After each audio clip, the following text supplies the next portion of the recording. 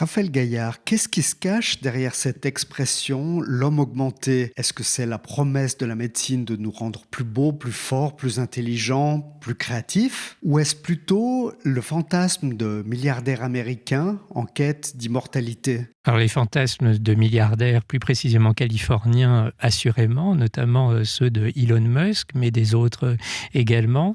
Et dans le même temps, je pense que c'est une aspiration de tous à être d'abord dans la meilleure santé possible.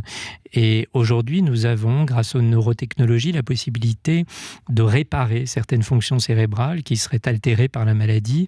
Et ces mêmes neurotechnologies qui permettent de réparer, permettent également d'augmenter la puissance du cerveau, c'est-à-dire d'augmenter certaines facultés cérébrales. Nos cerveaux sont déjà très sollicités. Est-ce qu'il existe un danger à les faire travailler encore davantage? Alors c'est toute la question en fait quant aux capacités que notre cerveau aurait de tolérer ces modalités d'augmentation. Et pour le comprendre, il faut redire que cet organe fascinant qui compte 85 milliards de neurones, chacun établissant 1000 à 10 000 connexions, donc c'est des millions de milliards de connexions qui changent en permanence, eh bien ce balai de connexions a déjà aujourd'hui des bugs, c'est-à-dire qu'aujourd'hui déjà, il existe des moments où la communication dans le cerveau est altérée, et ces bugs, c'est exactement ce dont nous faisons l'expérience sous la forme des troubles psychiques, qui sont, il faut le redire, extrêmement fréquents, quelle que soit la latitude ou la longitude.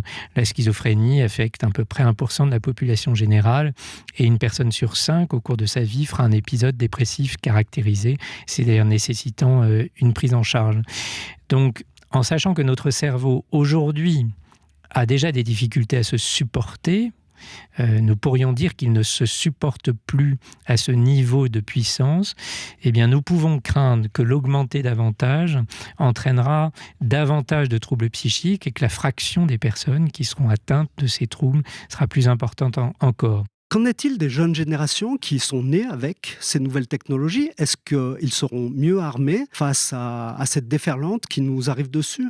Alors, je vous parle en matière de neurotechnologie, de modalités d'hybridation que je qualifie de fortes, c'est-à-dire des modalités qui mettent directement en lien le cerveau et l'ordinateur. Mais aujourd'hui, finalement, nous sommes déjà hybridés avec la technologie.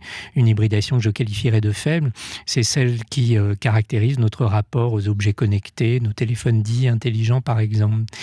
Et ce que j'ai évoqué tout à l'heure d'une prédiction possible d'une aggravation des troubles psychiques, eh bien aujourd'hui nous le constatons déjà dans la jeune génération dont vous venez de parler, qui est beaucoup plus fragile aujourd'hui qu'elle l'était, ne serait-ce qu'il y a une génération. On sait aujourd'hui qu'il y a 30%, dans certaines études 40% des jeunes entre 15 et 25 ans qui sont en souffrance.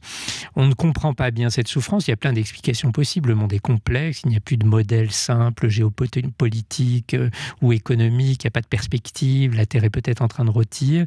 Mais il y a aussi une explication potentielle, c'est que nous voyons d'ores et déjà les conséquences en matière de santé mentale, de notre hybridation avec la technologie, au travers de cette souffrance de notre jeunesse. Nous avons probablement des freins éthiques, des freins aussi psychologiques, à peut-être l'implantation de stimulateurs dans notre cerveau ou de prise de psychotropes. Les générations qui suivent le feront certainement davantage.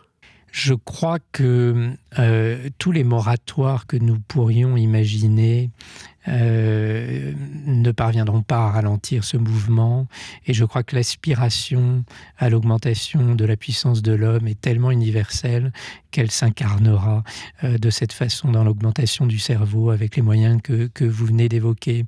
Donc je crois que rien ne ralentira ce mouvement, si ce n'est le fait, je le redis, qu'une fraction d'entre nous ne tolérera pas cette augmentation et souffrira de troubles psychiques plus fréquents encore que ceux que nous rencontrons aujourd'hui.